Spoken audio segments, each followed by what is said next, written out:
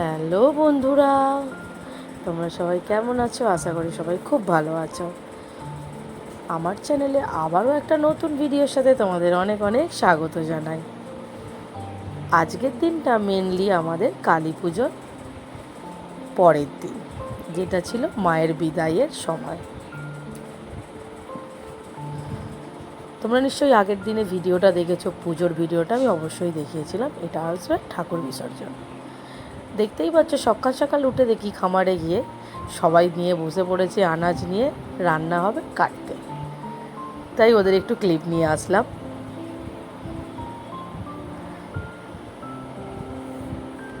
এখানে রান্না বসেও গেছে অলরেডি,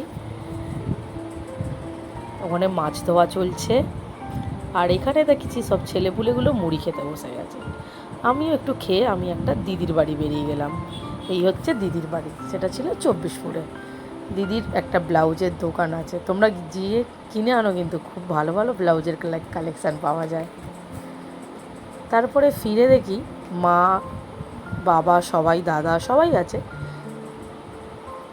এই যে বোনের মেয়েটাকে নিয়ে সব খেলছে, আমার ছেলেও আছে। ওইগুলো সব ভাইপো ভাইজিরা হয়।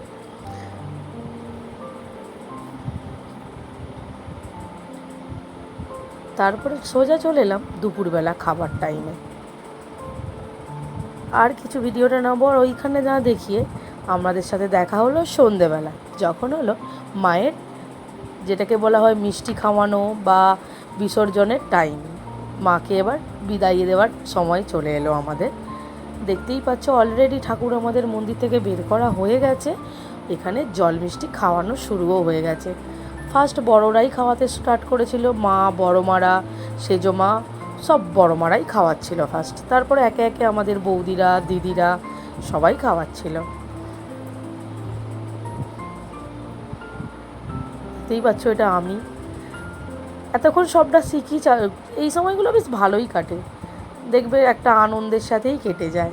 এটা আমার ছেলেকে একটুখানি ঠাকুরের পায়ের বুলিয়ে দিলাম, আর চিনতেই পারা যাচ্ছে না, সব সিঁদুর মেখে এত ভর্তি।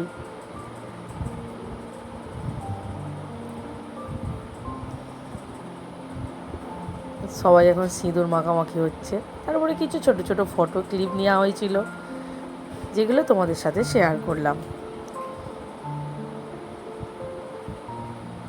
আর তখন এসে গেল ঠাকুরের আরতি। এবার ঠাকুর তোলা, পুকুরে একদম সোজা চলে এলাম বিসর্জনের জন্য আমরা। আর ভিডিওটা বড় করলাম না, ভিডিওটা ভালো লাগলে তোমরা অবশ্যই দেখা হবে তোমাদের সাথে পরের ভিডিওতে। ততক্ষণে টাটা বন্ধুরা।